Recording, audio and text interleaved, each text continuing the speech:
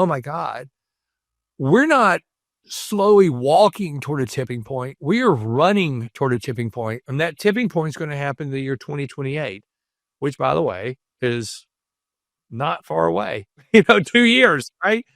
In the year 2028, we can prove quantifiably or mathematically that women are going to take over all of global leadership or have the vast majority of it. And when I say global leadership, I mean everything from the local deli to parliament. It's going to be dominated by women. It's already today at 42%. So every business and construct in the world, 42% of them are run and led by women. And it's accelerating the increases. And that tipping point is going to occur in 2028. So I went to a couple of academic buddies of mine and I said, hey, look at this. And they're like, oh my God, that's amazing. But in science, I'm trying to be a nerd now and be polite about it. But in science, there's a thing called the null hypothesis. And the null hypothesis can be philosophical or it can be mathematically. And what it means is basically you got to have the courage to ask a question. And the question is it good or is it bad? Is it yes or is it no? And in science, no is good. No means don't do it. If we're doing a study about if you drink 50 energy drinks a day, how will that make you feel? It might make you feel bad. Great. Why don't you narrow it down to 40? Right? That's okay. That's the null hypothesis. It's either good or bad. It's either right or wrong. There's nothing wrong with that. But it's a hard question to ask because it might hurt people's feelings. So we proved without a shadow of doubt that women are going to take over global leadership in the year 2028. We believe by the year 2030 to 2032, it's going to tap out around 72%. That's significant. Okay. There's a couple of sectors that are in lag. No big deal. Doesn't matter. But I started looking at that. The hard question to ask now is, and this jumps over into quantifiable, qualifiable, sorry, the quality of the phenomenon, which I'll just go ahead and tell you the question is really simple. All right, girls, you're any good at it? That's the question. Okay. It's not meant to be right or wrong. It's not meant to be judgmental. It's just meant to be, okay, this phenomenon is going to happen. The train has left the station. Women are about to take over global leadership. Please answer the next question. Are you any good at it? So we spent a little over 4 years interviewing thousands of female leaders around the world and asking them questions. And we did it in a scientific manner, open-ended, phenomenological. Went through the whole thing, the nerdy part of doctoral studies. But you do that because the process eliminates any confusion. You can't come back and say, we should have done this. It unifies the construct of the conversation, right? So we went back and looked at it, and to our wonderful, happy results, it wasn't a surprise at all. I think every guy knows the answer to this. Yeah, they're good at it. In fact, not only are they good at it, they're great at it. And the data supports a couple of things to know.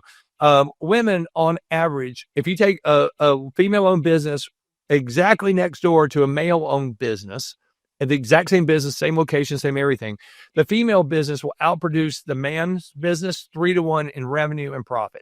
3-to-1. Okay. But there's some deeper conversations there. You look at the workforce. I mentioned earlier, the average worker right now is 39 years old. Well, the next part of that statement is the average worker is 39 years old and they change jobs every 3 years. That's a big issue in corporate world today, is the transition, the gig economy. It's new. We got to figure it out. Unless you work for a woman. Now we looked at it and said, holy crap, wait a minute. She's outproducing men 3-to-1 in revenue and in profit. It's got the same workforce, men and women. But what does that tell us? What do we need to know? Well, the average worker changes jobs every 3 years unless they work for her. And it's every 6 years. She's doubled the retention. Now, there's an economic argument to say, wait a minute, is that good? Because sometimes people burn out, they need to move on. Yeah, it's great because her workforce actually increases production, however you measure it, in years 4, 5, and 6. So she's figured out a way to double revenue, double profit, keep people twice as long, and increase their production, men and women, over the same amount of time. So then the question was, how'd you do it? What did you do? And the greatest thing about awesome leaders out there, and we learned this from earlier studies too, there's no hoarding, there's no holding back. Everybody will tell you all the secrets. And they just told us exactly what they did differently. And I'm happy to share it with you. But at the end of the day, what's really great about this, and this is the last line of the book, I think, it's not a girl thing. It's just something girls do.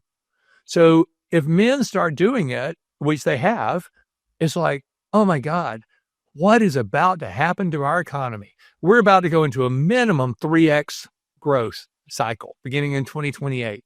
That is undeniable. Now, alien invasion, another pandemic, zombies, I can't help you on that one, but we keep those out of it. We're good. And so you look at it and you say, what are they doing? Well, in science, there's a thing called a saturation rate, which sometimes can occur at 70 or 80%, which means you're interviewing 1,000 people. Around 700, you start to see a pattern emerging. We saw a pattern in the second and the third person. In other words, every female leader we interviewed who was telling us their secrets were sharing the exact same story. So we knew early on that we had something, but we followed scientific protocols and we went through it. And she literally told us how to do it. And it's the most beautiful thing because it aligns with the workforce, men and women.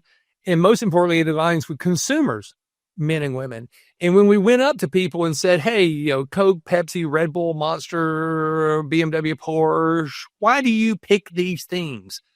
Men and women consumers were basically reflecting what she was saying is her leadership style. So the consumer who doesn't even know if a male or female is running an organization are attracted to organizations and will consume their products at a greater rate than they would because of what she's doing. Workers stay longer, men and women, and they increase production because what she's doing. So now all of a sudden we got something crazy, wonderful in the economy. We've got a shift that is bigger than the industrial, the agriculture, and the dot-com revolution combined. Women are taking over leadership. We ask the hard questions. We know they're better at guys, but guys can learn quickly and do this. But the math isn't going to go away. So they're in the leadership position, and this is what they're doing. So if it does bake out 72, 71%, somewhere in there, then that other 28%, they can figure it out too. But then we realized that women don't dig mergers and acquisitions as much as they dig collaboration.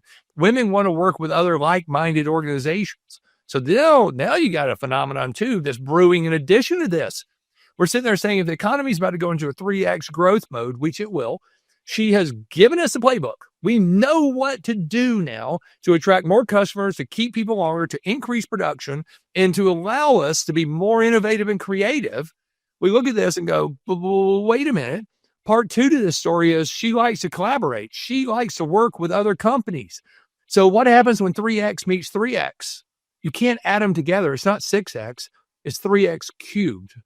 We're about to go into a global shift in our economy that's going to be so great. If we're half wrong, who cares? It's going to be something we can't see before, but we know the playbook. We know exactly how to do it. If we got time, I'm happy to explain it to you. Yeah. That's my next question was, so what did you find? Like, and I think about, as I'm listening to you, Don, I'm thinking about like, it's like you reviewed 1,000 different recipe cards on like how to make the world's greatest lasagna. And you started to notice like, wait, and you just started pulling on to these things, this ingredient, that ingredient, this technique. Oh, hey, this sort of just, letting it rest. And I'm curious, what was the recipe card that you came out that you go, hey, this isn't just a female only thing, which is what just heard you say. Like, this is something that, hey, if we just adopted what women naturally do as part of their recipe, like, it doesn't matter. Anyone who's listening to this, you have the opportunity to participate in that 3x cubed. Yeah. So the point of it and what we really learned was how women in leadership approach critical thinking when it comes to allowing their team to be the best they can be. And again, I'm not one thing we talk, and I tell students this all the time, graduate, undergraduate, doctoral, everything. And I say, look, here's one thing you have to learn. Let me share with you 7 decades almost of wisdom here. Do not judge the past. And here's why. You can look back and go, well, I would have done it differently. But remember what I said earlier, that most people, when they make a decision, are doing the best they can at the time with what they know. Okay. One thing we don't have the ability to comprehend is what life was like in the past. We don't. I mean, we are so comfortable in our air conditioning and our heat, I'm old enough to remember when air conditioning came out, and I remember it was a big deal, but that meant in the summer times in Georgia, it was hot, so I don't sit there and go, gosh, how do those people do that? No, thank God we invented air conditioning, but don't judge the people before that. In the same way, you don't judge them for where they are. But we can look back over history. We can see those 2-minute decisions throughout time that created the patriarchal system that is established for a long time. And there's nothing wrong with it.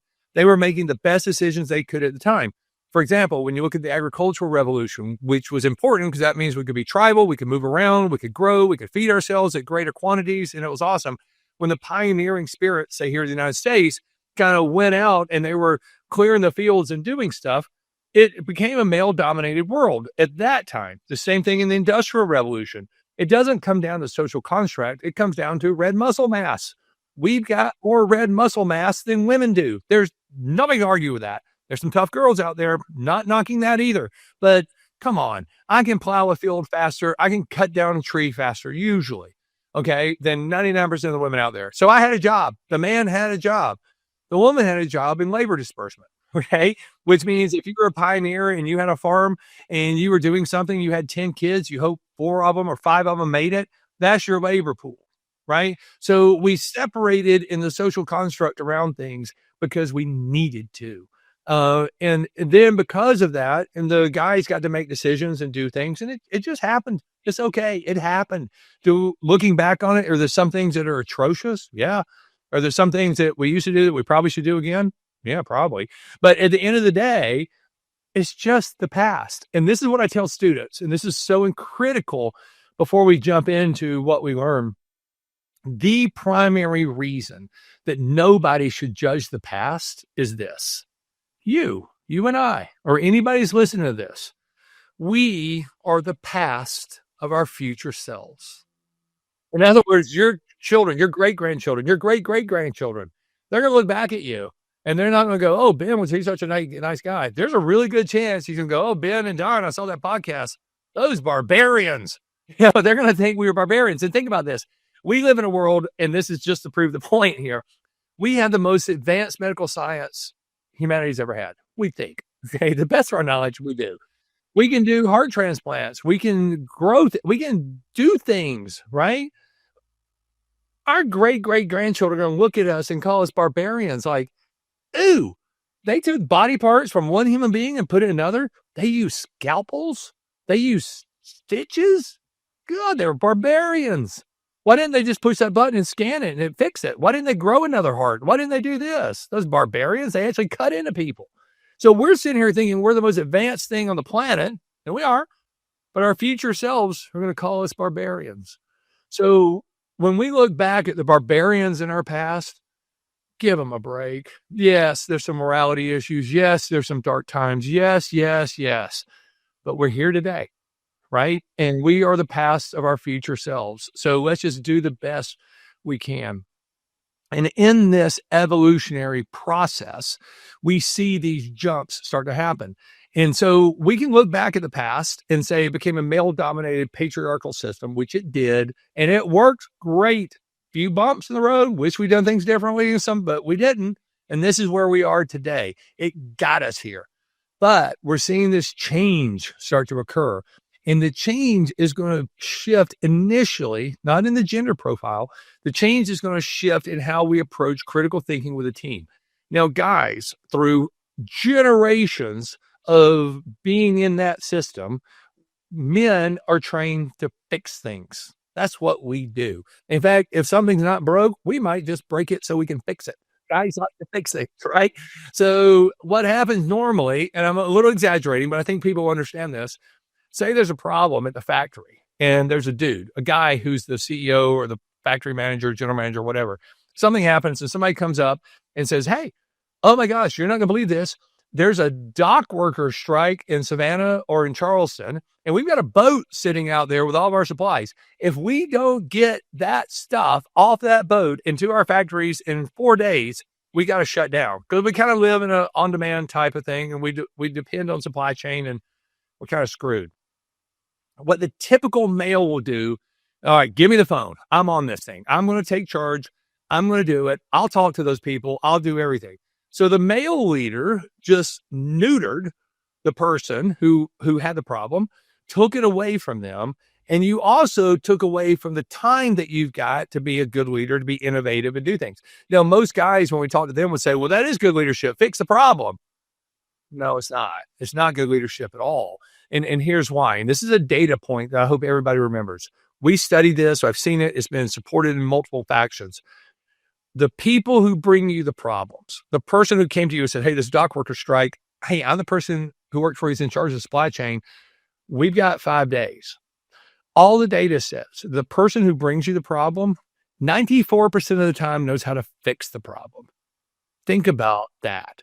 The employee that you got knows how to fix the problem. But what do we typically do? We take that away from them. We neuter them. We say, nope, I got this. I'm going to run with it. So you take it away from them. You've just demasculated the person, male or female. It doesn't matter who they are. You have taken away their abilities, their unique abilities. You've taken away what they do for a living because you think you can do it better. That's how dudes work in general. Okay. Not always, but in general.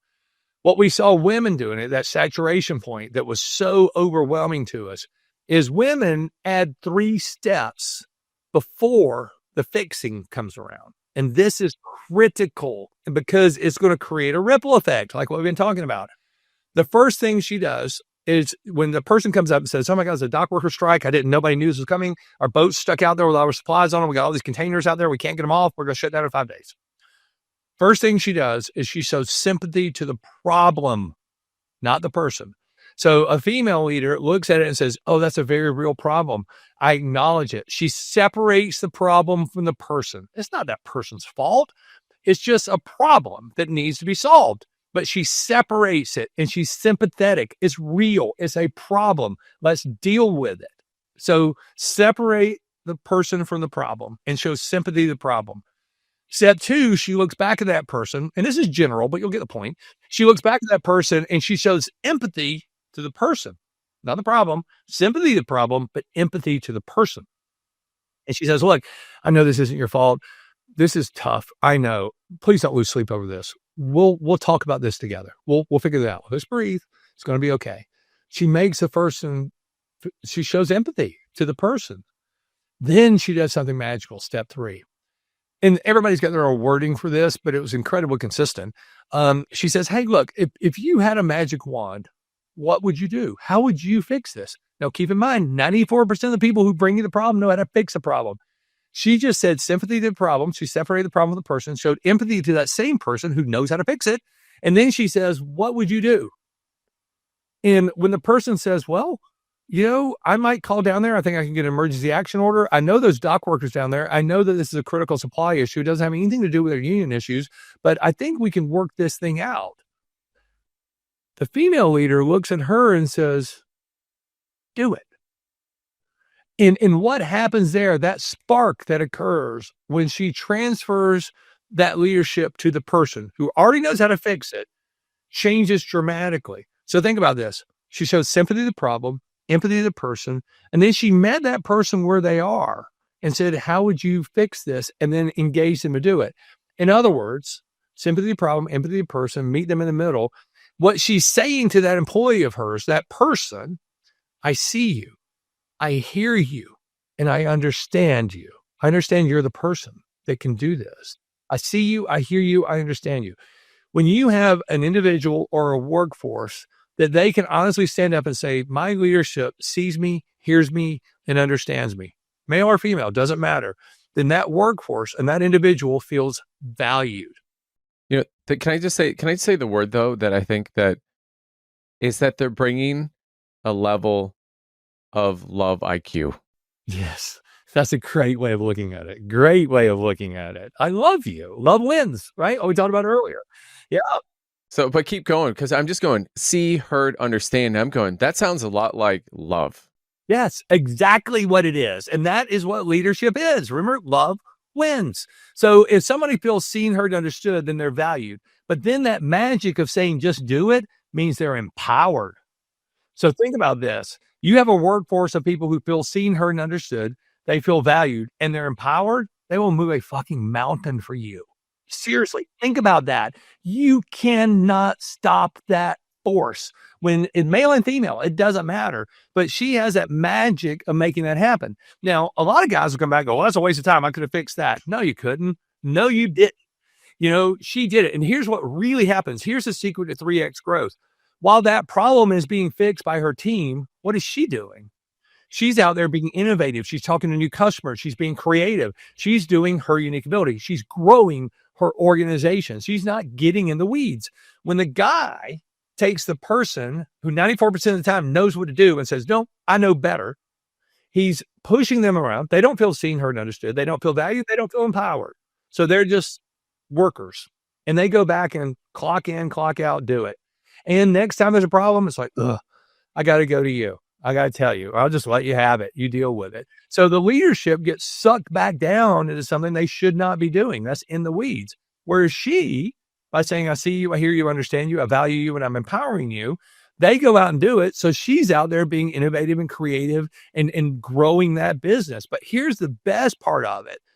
The next time it happens, she might not even know about it.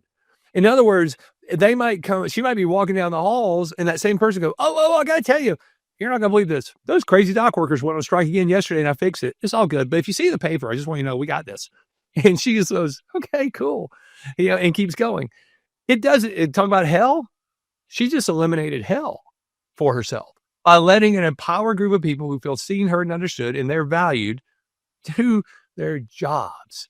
And so she's sitting there saying, look, we're growing because I can continue to lead. And I've got the best group of people out there. And it's Sullivan's theory, the who, not how thing, right?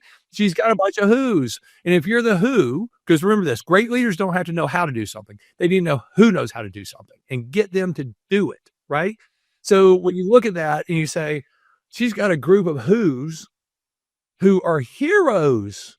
And they're allowing her to continue to grow and innovate and create.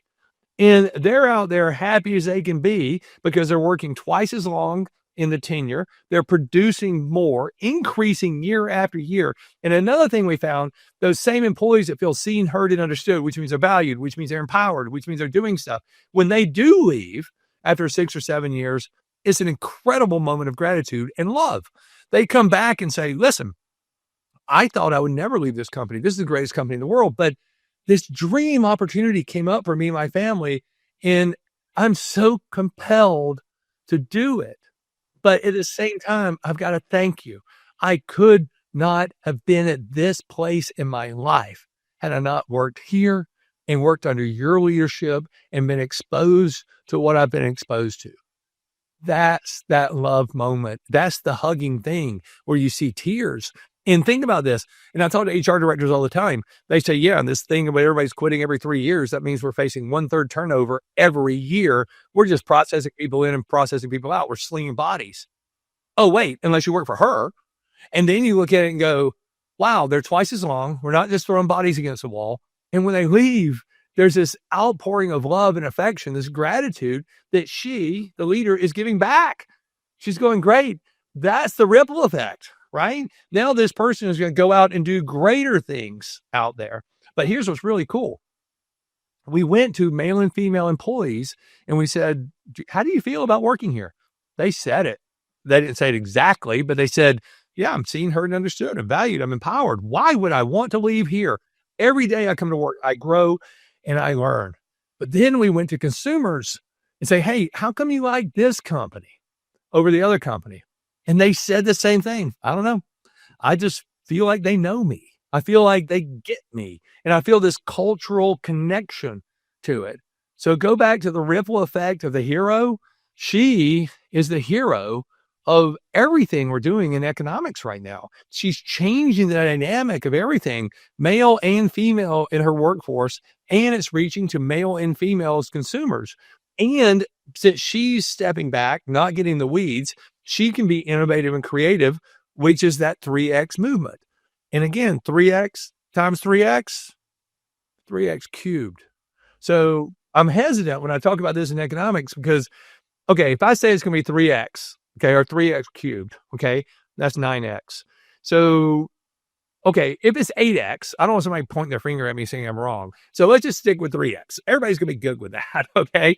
but it's a lot more. It's an awful lot more. And we're going to run into an economic expansion that's going to be fueled and supported by everything from AI to supply chain changes to new ways of looking at it. Everything is going to shift in the year 2028. And it's already started, and we can already see it.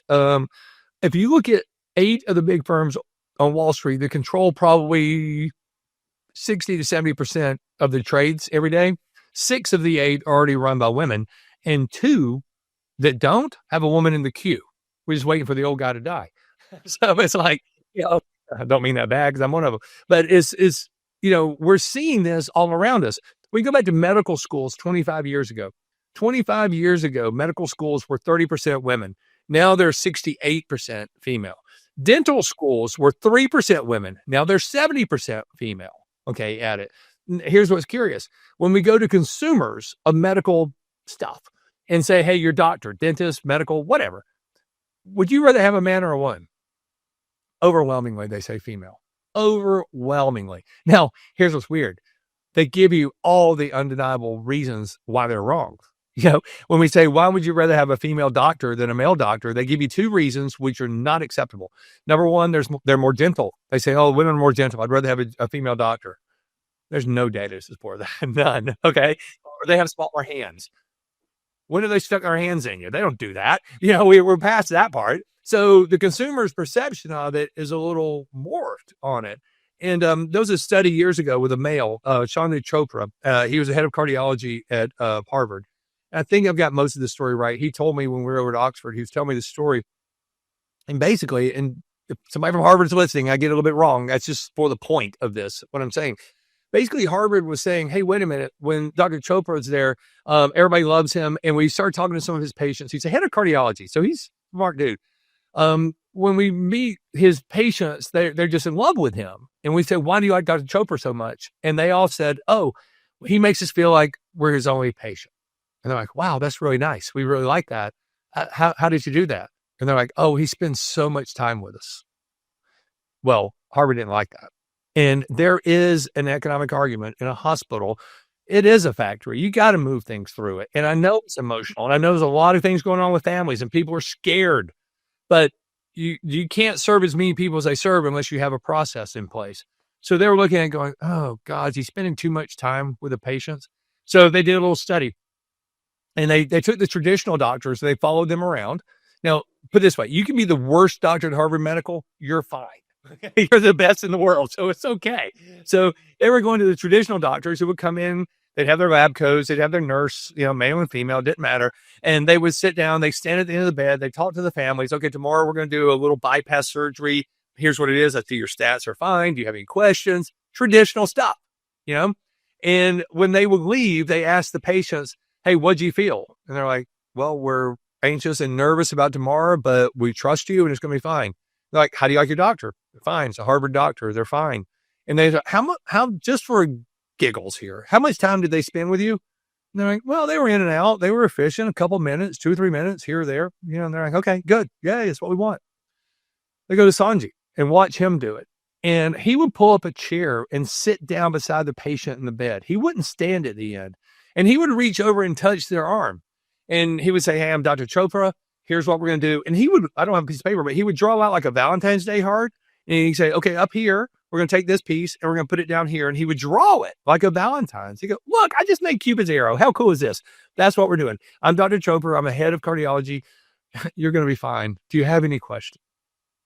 And they were just in love. They were so happy. They felt so comfortable with him. But they were clocking him. Harvard was watching him do it. Well, when they left, they asked those patients, hey, how long was Dr. Chopra here? You love him. We all love him. He's a great guy. How long did he spend with you? And they all said, I don't know, 10, 15 minutes, maybe more. They went back and studied this and compared the notes. Sanji actually spent about 4 minutes on average with them. One quarter of what they thought. The other doctors that stood the traditional way that they thought were in and out in 2 minutes were actually closer to 10 minutes. So Dr. Chopra was half the time of the traditional ones, but the patients were able to say, wait a minute, I'm not happy with the situation, but I'm so glad to be here. I trust you. The anxiety is still there a little bit, but it's gone away because I trust Dr. Chopra and I just feel so engaged with him. He spent half the time with them that everybody else did. But go back and look at it based on what we know around Here Come the Girls. What was he really doing as a male? He was saying, I see you, I hear you, I understand you, I value you as my patient. And I've empowered you by saying, it's going to be okay. You are free to stop worrying. I've got you. He was doing it way before we knew what we were doing. So that proves it's not a girl thing. It's just something girls do. So imagine a 3x economy that collaborates, which is really 3x cubed, but we're not going to talk about that. Somebody might say it's wrong. So we're going through this massive expansion. And you say, well, wait a minute. If we tap out at 72% female, who cares? The entrepreneurial system, the guys, the men out there, that other 28% or 30%, whatever, is left in that senior leadership role, they're going to adjust and adapt. And they're going to start doing this too. So 3x cubed is just a portion of what's going to happen. And I tell people this all the time. Thomas Jefferson said it. He said, I don't believe in luck, but I find the harder I work, the more of it I find. And then they go on to say, luck favors the prepared. So I challenge people now, what are you doing to be prepared? Seriously, what are you doing? Because there are so many things that are coming up in the economy that are so exciting. There's so many things that are happening. Why aren't you hung up on the wrong movie? Look at your own movie and ask yourself, do you have a workforce that feels seen, heard, and understood? Do you have a workforce that's valued? Do you have a workforce that's empowered? You want to be number one in your market, or actually 2 and 3 is fine too. If you want to be the top 3 in your market, that's what the consumer wants, male and female. That's what the employees, male and female, want. Deep down inside, that's what you want too. But you're going to have to shake some of this. You're going to have to, number one, embrace that women are better at leadership in this time than men have been over thousands of years being trained to do it a certain way. It's just evolving, and women have been there. So at the exact same time, the quantifiable, the numbers are coming in, the qualifiable is slamming into it. The consumer and the workforce want it, and she's delivering. And all she's doing is saying, I see you, I hear you, I understand you, and you're empowered to go do it. And they're feeling valued by it, which means she can go out and keep leading. She can go out there and keep her hand in that bucket and keep turning it because she's doing what she should do. And that's that old saying, only do what only you can do. And guys over the past few millennia have been getting involved in stuff we shouldn't have been involved in. And I understand why. There's no judgment, but it's time to change. And women are leading the way on that. So when we look at that, it's phenomenal what's happening. And it's going to be the biggest shift ever. But I will tell you one thing. It's kind of an interesting side effect. So book came out January 15th. I think it was number 1 for 10 or 15 weeks. I was really happy about that. Ran through its arc. It's fine. Lecture about it, talk about it at schools and everything. But I will tell you one thing in full transparency. If I have a room of 100 men I'm talking to about this, 100 men will stand up and cheer. Men are not against this at all. If I have 100 women in the room, 99 of them will stand up and cheer. One of them's going to throw something at me. And the reason is she's just mad. And I get it. There were some hard roads to plow. I mean, there were. Women have gone through a tough road. And some older women have gone through things that the 20 and 30-year-olds now, that the workforce, that we have, they're going through some stuff. They've been through some stuff. Yeah, I get it. They're a little mad, but times are changing. Don't judge the past. Live in the present and see what's going on now. So these young girls are coming out of university now. These young girls early in their careers, they're learning from the best and the brightest, but they're sprinkling in their attitude. They're sprinkling in their way of naturally doing this and watching these other women who paved the road for them. And it was hard. It's okay. That's why they did what they did. And the ripple effect, it causes us to now be in the greatest economic position we've been in a long time. So when I say I've seen this movie before, I hadn't seen this one, but I know the story. I know exactly what's going to happen. And we can look at it and validate it quantifiably and qualifiably. And that is hard, man. That is hard to do. And so we see all these things coming in, and it's nothing but excitement. It is nothing but literally a cheer. And if you look at the cover of the book, it says, "Here come the girls." And then below it's a very intentional tagline. It says, "Here come the girls," a celebration of why women will take over global leadership in the year 2028. And I really do feel that. I'm a guy. I have boys. I'm a boy dad, but I got some beautiful daughter-in-laws and all hanging around now. I am so excited about women and what's going to happen. And I'm excited about me and I'm excited about my boys. I'm excited about my grandchildren. It's going to be great. And women are going to lead the charge. And it's going to be the biggest economic impact we've had as far as we've kept records. It's going to be that big. And it's something to be really excited about. What's crazy about all of this is that as we move into this AI world of where we're going to eventually reach competitive parity of the doing, the key component, the doing, is that we're moving more into a who you are being and becoming is becoming even more important. So it's coinciding beautifully with that. But the other part of this that I find so astounding is it's free. It is free. And the thing that I've always told entrepreneurs that I'm coaching is don't ask someone to do something that you haven't done yourself first. And I feel like that's underlying. They're showing that respect. Like, I hear you, I see you, I understand you. They're giving the love. They're not expecting loyalty and fealty. They're actually showing, hey, I'm going to see, hear, and understand you. And therefore, like they're giving that first so that then the person, the teammate, I hate to say the word employee. Anyone who works in my companies know that's not my deal. But like the person who's working with you wants to actually return that to your vision, which is what, as a leader, that's what you're being paid to do, is to think, not to do, to think. It's a force multiplier. Everything you've outlined there is a force multiplier. It's creating reoccurring ripples. Yeah, you're 100% right. It's the most beautiful thing ever. And think about this, as women take over, they're doing this, they're training the next wave coming up, men and women. The math is just the math. I mean, I can't help that. It doesn't matter. Like I said, there are a couple segments that'll be dragging behind, but the math is the math. But they're training people. They're teaching them how to do this too. So that ripple, the multiplier effect is very, very real. And for those sectors that grab it and do it, they're going to notice they've been doing it for a while. It's just a tipping point's about to happen. For those that don't, boy, that's going to be a rough ride. But we know some won't, and we know who they are. But at the end of the day, it's going to be okay. They'll survive. They'll just be behind. Yeah. So, what are the headwinds? What are the critics of this saying, okay, I hear you. You can math it all you want.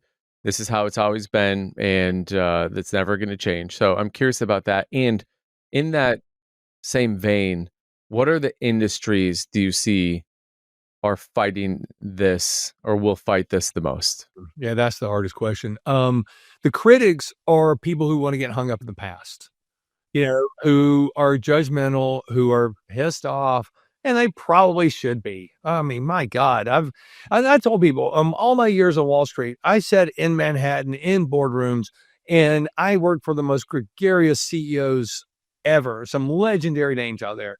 And this is something I can tell, hands up, Spock's honor, whatever you want to say. Undeniably, I never, ever, ever heard a deal not being done because it was a woman, or heard anybody speak poorly of a woman. Now, I heard people say bad things about people because they were dumb and made bad decisions, and you're just going to get a hold of that. Never had to do with gender. So in my experience, I know it's different out there. I know there's some real jerks out there. At the highest level, nobody cares if you're a man or a woman. They care, is it valuable? Is it something that's going to make impact? And how does it work into the future? But the ones who do, the critics who are out there, are just pissed because of something and they can't let go. And they'd rather talk about something that happened 20 or 25 years ago. I had that happen when I was teaching at Oxford.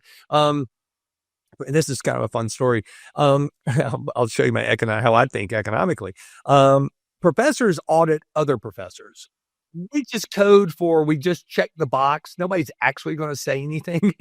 So you're supposed to sit through another professor's lecture and go, yeah, that was good. Or nobody cares. No, it's sort of a bro code thing. You don't say anything bad about somebody else.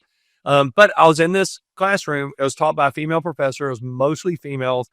I'm sitting in the back and I'm listening to this woman, and man, was she bitter. And she was telling these young girls in class, this is Oxford University in the United Kingdom. This is one of the oldest learning institutions still around out there. It's Oxford. It is what it is. She was telling these young girls, You're going to start your careers with shackles on. You're going to start your career in a hole. You're going to be paid less. You're going to do this. And you can see these young girls just sinking down. And I'm sitting there going, none of my business. I'm not, it's her class. She can do what she wants. Then I think she made a fatal error. She looked at me and she said, Dr. Barden, what are your opinions about this? You own a big business in the United States. What do you think about this? And I looked at her and I said, I don't understand the question. And she said, well, in your work, what would you do? I said, well, first of all, in my job, we've got 2,000 employees at the time. I said, everybody's paid based on their merit and their labor. We've never had a gender conversation. Everybody's the same. Now, you might have somebody who's worked here for 10 years because of compounding raises. They might make something more than a person who just came out of college, and that's fine. But everybody's paid the same here. We don't have that. And she goes, I don't believe that. And I said, okay, let me ask you this. I said, let me put on some economic parameters here. Okay. Tell me this. Do you believe that women are better, faster, smarter, and more productive than men? And she said, absolutely. I said, so do I. There's not a male business owner out there that's going to argue with you. Now, maybe not in oil well rigging, but I get that, again, let's go back to red muscle mass, but really that's automated too. But in the end, women are better, faster, smarter, and more productive than men. And she's like, right. And I said, so if you're telling me that women are suppressed, and I know it happens, there are some assholes out there, but it's okay. If you're telling me that women are suppressed at the level she was saying, which I think was 20%, what should I do? And she said, well, you should give every woman out there a raise. And I said, no, I shouldn't. And she said, why? And I said, this is Keynesian economics. If you're telling me that I got a labor force that's better, faster, smarter, and more productive, I can get for 80 cents on the dollar, I need to go home and fire every man that works for me. Why would I overpay them when I can buy a better inventory source that's going to outproduce them? I said, your concept, your argument violates every economic principle out there. Now, again, I'm not denying, and I tell young girls this all the time. They'll come up to me and go, I just work for this real jerk. I'm like, yeah, go work somewhere else. That's not a gender thing. That's just an asshole. Go get a job somewhere else. It's okay. You got choices. I get it. But that kind of rattled her. I might have gotten a letter from Oxford afterwards saying, keep my opinions to myself. But at the end of the day, I know I'm right. So we look back at this and say, okay, those naysayers, they're just irritated about it. And there's nothing you can do about it.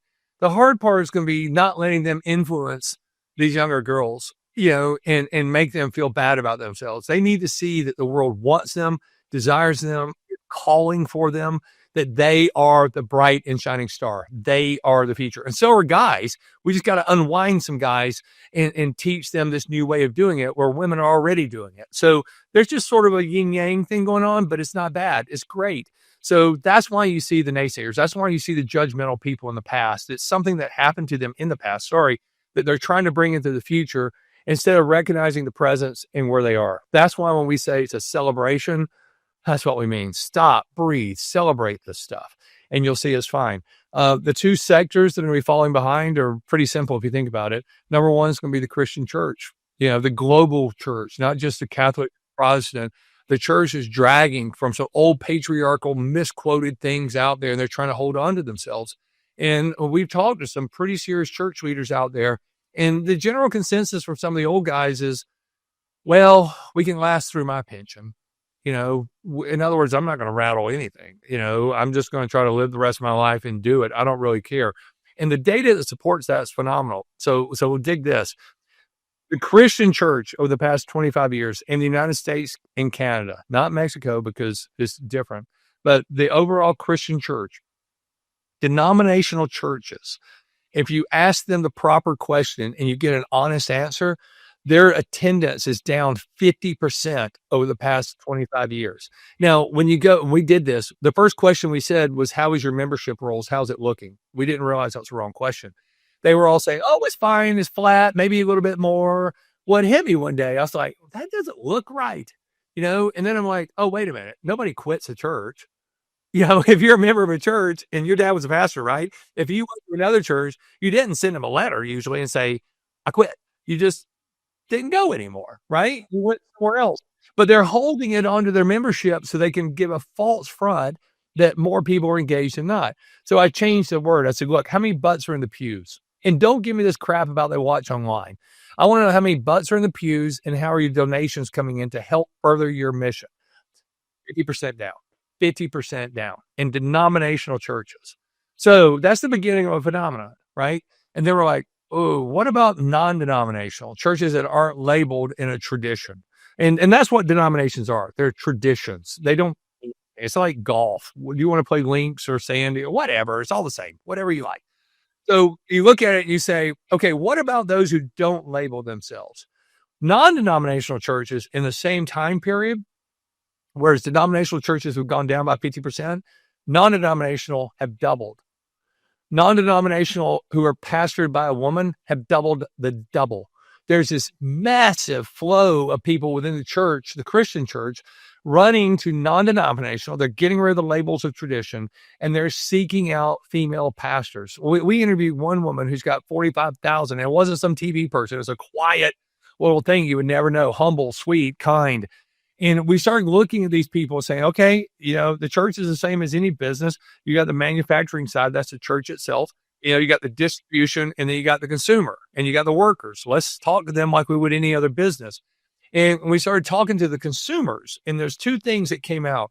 The vast majority of consumers in the church are women. Okay, that's problem number one, right? And everybody's going to agree with this. On Sunday morning, if mom says, hey, I don't feel good, we're skipping church, most of the people in the family go, okay, fine. No big deal. Football comes on at noon. We're good. We're fine. If mom says we're going to church, you're going to church, right? Now she's saying I'm not going to church, or she's seeking out something else. So a female lead of a household controls at least 4 to 5 people that will impact the church. And so we said, okay, why are you deciding not to go? And then when you do go, why are you deciding to go to non-denominationals? You don't want a label, but why? Overwhelmingly, and this so coincides with Here Come the Girls, overwhelmingly, they said, you know what? I'm tired of being preached to. I want to be pastored. I want a leader who sees me, hears me, understands me, and values me. And I feel when I'm with her, she gets it. So it's like, oh man. So yes, is that sector going to drag? Absolutely. Are there subsets within that sector that are exploding with growth? Oh yeah. And it's non-denominational female owned churches, but you got a long patriarchal system that's running it out. And a friend of mine was hired by John Paul II to do the earliest investigations into the scandals that hit the Catholic Church, in the early 2000s, 90s and early 2000s. And I remember him telling me, we had dinner one night, and he said, I just got back from the Vatican. I was speaking to John Paul II at the time, the Pope. And he said, I gave him a very distinct warning about what we found out is happening here. And he said something that was brilliant beyond the church. He said something to me that resonated with everything in business. He said, I looked right at the Pope. This guy wasn't hesitant at all. And he was a good Catholic. He said, I looked right at the Holy Father and I said, Sir, Holy Father, you need to understand one concept. And that is your parishioners do not speak to you in English and Latin. They speak to you with their feet and with their checkbooks. And when you finally start listening to that language, then you will understand the concept of what's coming down on you.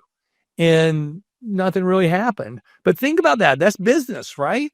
What do your customers really speak to you with? Their feet and their checkbooks. Every retail business out there will tell you it's about foot traffic, right? It's about bringing people in and out. It's about bringing people to me. And then what does every business want? They want to increase the basket size. In other words, when you buy something from me, are you buying more? Or are you buying less? How do we do it? Well, the consumer is speaking to you with their feet and their checkbooks. And what is telling the church is, I really want to be here, but I really am seeking pastoring. Okay, what is pastoring opposed to preaching? Pastoring means you see me, you hear me, you understand me, you value me. And if you if you value me, then I value you. And then if you empower me, you give me the inspiration to go out and tackle this thing called life, the ups, the downs, the highs and the lows, everything else, man, I'm in on that. I want to be a part of that. But unfortunately, the church is going through an inflection point where they're arguing with themselves and they won't get out of their way. They're holding on to the past, and that's going to hurt for a long time. Then I think it's going to turn around. It's going to be fine. So they're going to drag. The other industry is pretty simple too, and that's the government. And we struggle with this. And we're looking at it and going, okay, I know we've had women in the highest levels of government. The current cabinet, like it or not, is the most female dominated cabinet in history, in American history. So there's a lot to that. I mean, it's slowly changing, but I finally came to a conclusion. There's no science behind this. It's just my opinion. I think women are too good for the government, honestly. I mean, if you think about it, if you say, look, my mission in life is to be a hero to somebody, is to plant seeds for trees, and I might not see the shade, but somebody else will, is to be a part of somebody else, is to help somebody feel seen, heard, and understood. I don't know a lot of governments that do that. And I think that they're looking at going, eh, yeah, I got a social calling. But instead of standing up and arguing and bickering and not really getting anything done in government and getting caught into the cesspool of that, I can employ 50, 500, 5,000 people and impact their lives and create a much, much bigger impact than I would that's out there. And we've got outliers. You got Margaret Thatcher, you got Merkel, you got the new president of Mexico. It's the first female president in Mexico, which is a very big uh, thing for Here Come the Girls. Okay, on that. And you know what the biggest denominator is about her being elected presidente of Mexico? Do you know what the number one reason or the number one indicator is to me that a massive change is coming? It's not her being female. You know what it is? She's Jewish. That's big. Mexico makes the Vatican look like amateur hour. I mean, those people are real Catholics. I mean, really Catholics, not just their traditional Catholicism, but they're in. And they just elected a female Jewish woman. Change is coming, out there. And we don't know if she's any good or not. It'll take time, but they elected her for a reason, and we'll see what happens. But so we're seeing little things in government that are shining stars. But I just think the government is going to be the last thing to fall. But the government's a reflection of the people. The people are a reflection of the mythology that they create. And we create it in the form of business and transactions from the local deli all the way up. So I think it will change, but those two sectors are going to be the last to fall, I think. That's so fascinating. It's neat, isn't it? You can't unsee it. When you start looking around, you're like, oh man, there it is. So it's kind of cool. The thing that is with all these mythologies is that, it's like Patrick Lencioni, right? He says you got to say something 7 times for someone to hear it once. So you think about how mythology is created, right? It's one story compounded upon another story, compounded another story, right? In these constructs, and then you got to say it 7 times. Well, like you said, we have 8 billion economies, and you think about how does this roll through? I think. Well, to me, what I really appreciate about hearing this is that it's completely different than what you hear on the news, is that being seen, heard, and understood does not sell airtime. We've all seen this movie before. The longer you get. So when people talk about the current state, the politics, and what's happening in the news, and I told my kids this, I know you're 30 years old. I know you're well educated, but stop watching the news. Or if you do, appreciate your perspective might be different from them. And what are they really doing? And you just said it. They're selling airtime, And so what's the truth? What's out there? What's the perspective? What is the reality of the situation? What hell has been created here and what door can I walk out? There's all types of things out there, but when people, I hate to say this, but I'll just say it. When people get caught into the negative spin of the news, they're voluntarily walking into an environment where they will never be seen, heard, and understood, which means they'll never be valued, which means they'll never be empowered. So, and this is something that's very important. One thing I've learned about human behavior, there are just people in the world that are okay with that. They just want to wake up. They want to go through the process. They want to die. And that's fine. God bless them. We'll see each other again. We'll see you on the other side. But there are people that are content with that. The problem is when high performers, and Saban says it's the best, high performers don't want to be around mediocre people. Mediocre people don't want to be around high performers. So people that are listening to this podcast are probably high performers or in a decision-making part of their own life journey, their hero's journey, where they're like, I'm not there yet, but I want to be. And this is a very complicated economic terms. We call it the Jack Daniels effect. I don't drink, but I used to. And, anybody drinks Jack Daniels knows you drink Jack Daniels for one reason. That's to get there fast. Right? That's the only reason you drink Jack Daniels. And I love Jack Daniels. No problem. But you want to get there fast. People that are high performers are looking for ways to properly get somewhere faster. So if you look at the work you're doing, here, Ben, you're looking at this going, okay, we are actually helping people get somewhere faster. We're taking all of this wisdom and understanding. We're taking different understandings and different ideals, and we're compressing them into a couple hours where you can help somebody get there faster. My guess is the people that are listening to this are already high performers or they desire to be high performers. The people who don't want to listen to a show like this, that's okay.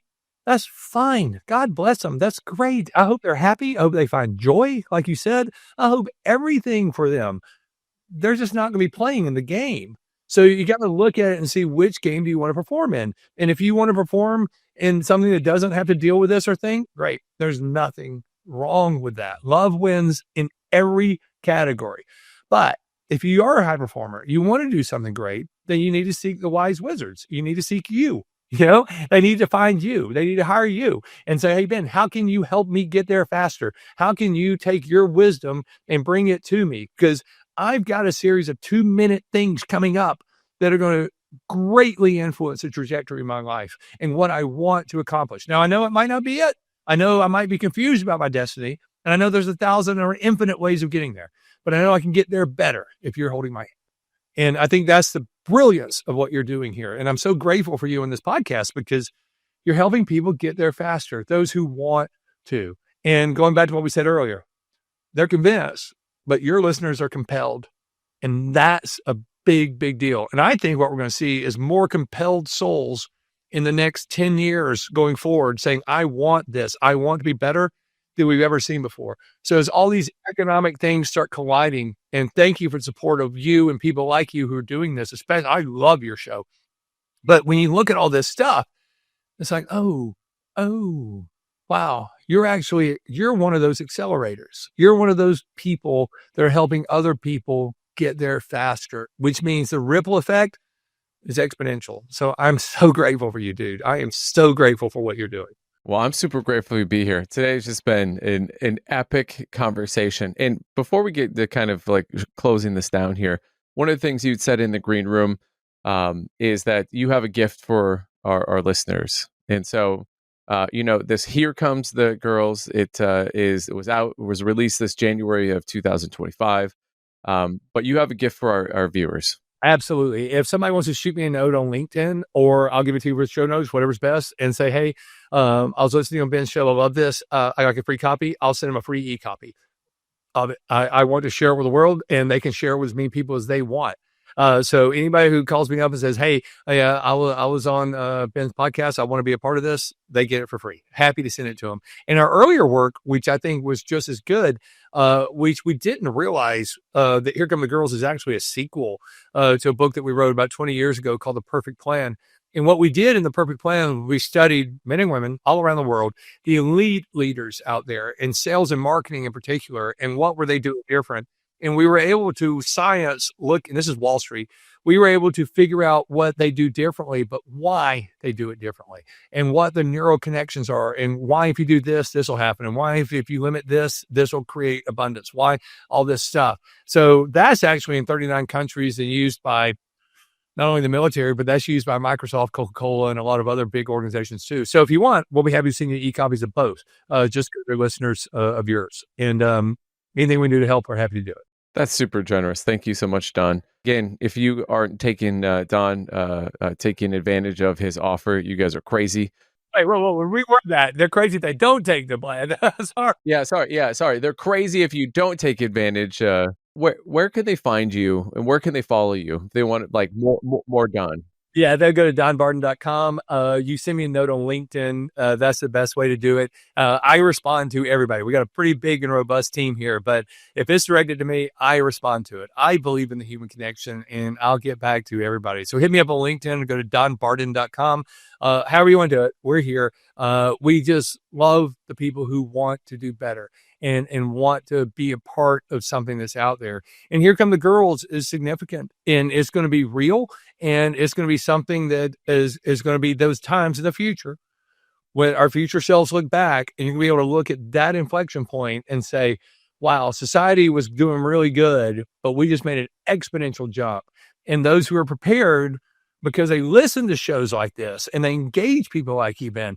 Those are the ones who are going to be the tip of the spear, on that. And again, like you said, it's not all good, it's not all bad, but the momentum is so impactful, and the motivation behind it creates that scenario where we can all look back and say, yeah, those really were the best of times. And the best result when we're done with this is that love will and always will win.